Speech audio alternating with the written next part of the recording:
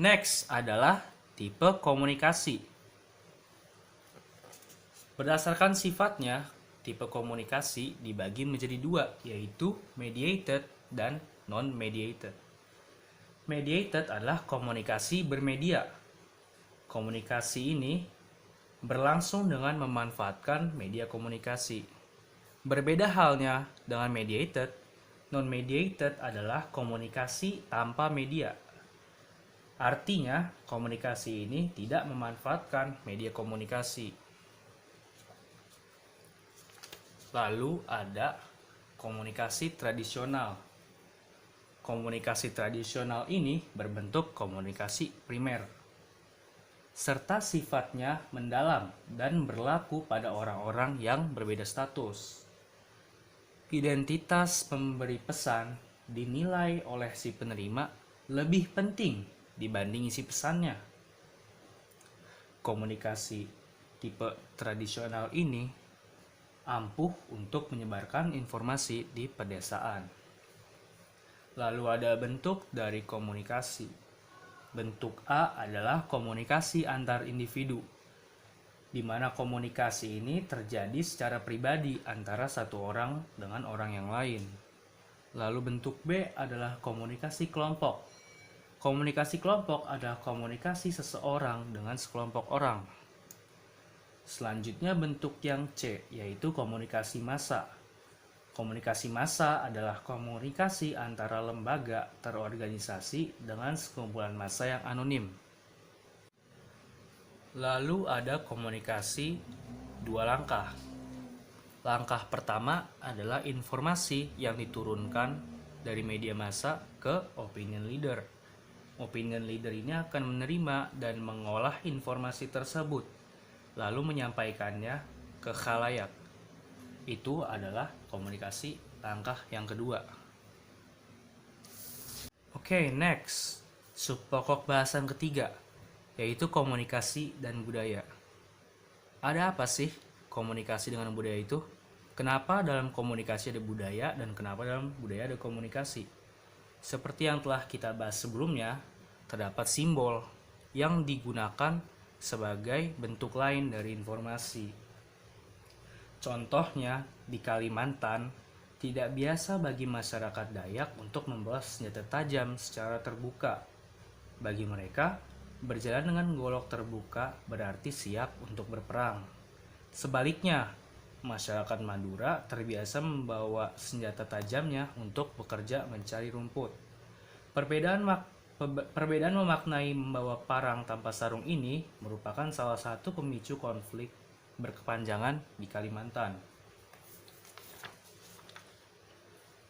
Next, seperti yang sudah dibahas, makna simbol itu ditentukan oleh masyarakat. Namun pada masyarakat satu dengan masyarakat lainnya akan terjadi perbedaan memaknai simbol berdasarkan penafsiran mereka masing-masing. Dari perbedaan ini akan timbul suatu dampak, entah itu dampak positif maupun dampak negatif. Untuk dampak positifnya dalam perbedaan memaknai simbol adalah komunikasi lintas budaya yang terjadi memungkinkan orang-orang yang terlibat menjadi saling mengerti kebudayaan pihak lain dan semua pihak belajar untuk menghargai suatu perbedaan. Namun di sisi lainnya akan timbul dampak negatif, yaitu terpicunya konflik. Ya, ini adalah subpokok bahasan terakhir kita pada materi kali ini, yaitu komunikasi dimediasikan oleh komputer. Tentunya akan berbeda dengan komunikasi antara individu dengan individu, karena komunikasi tersebut memiliki batasan. Namun dengan dimediasikan oleh komputer ini akan memberikan manfaat, karena komunikasi ini dapat menembus batas ruang dan waktu. Contohnya seperti keadaan sekarang ini. Akibat dari COVID-19 ini, kuliah kita menjadi kuliah daring. Materi yang diberikan dosen, yang dibuat dosen, dapat kita akses dari berbagai wilayah, dari berbagai tempat dengan waktu yang berbeda-beda. Lalu manfaat berikutnya adalah penetrasi ke hampir semua bidang. Contohnya dengan smartphone saja kita dapat melakukan transaksi banking tanpa harus datang ke bank. Kita dapat beli barang secara online. Kita dapat memesan kendaraan hanya menggunakan smartphone. Oke, tadi ada manfaat, sekarang ada dampak. Sebenarnya sih manfaat juga bagian dari dampak, tapi saya akan coba untuk membahas ini lebih dalam lagi. Dampak komunikasi berbasis komputer. Dengan adanya dampak akan menimbulkan suatu perubahan, entah itu seperti mengubah cara belajar generasi digital, mengubah pola pemasaran yang awalnya offline menjadi online, lalu mengubah dunia politik seperti kampanye melalui Facebook, Twitter, dan media sosial lainnya. Lalu menjadi veracity tool dalam gerakan sosial seperti perang petisi. Berikutnya ada post-truth. What is post-truth? Post-truth adalah kondisi di mana pembentukan kebenaran tidak terlalu dipengaruhi fakta, tetapi oleh emosi dan keyakinan personal. Kondisi ini biasanya memuncak dalam momen politik yang digerakkan oleh sentimen emosi.